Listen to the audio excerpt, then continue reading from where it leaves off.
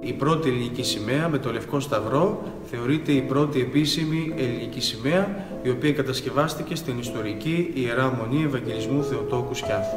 Στο μοναστήρι μας έπαιξαν ενεργότατο ρόλο τα προεπαναστατικά κινήματα της απελευθέρωσης του 1821,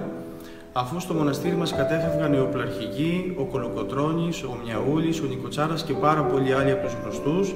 οι οποίοι έπαιξαν πάρα πολύ σημαντικό σκοπό και ρόλο στο να απελευθερωθεί η Ελλάδα μας και το έθνος μας. Αφού έγινε ιδιαίτερη συνεδρίαση και συζήτηση με τους γενναίους αυτούς άνδρες και τους μοναχούς της Ιεράς μας Μονής, αποφασίστηκε να κατασκευάσουν την πρώτη ελληνική σημαία το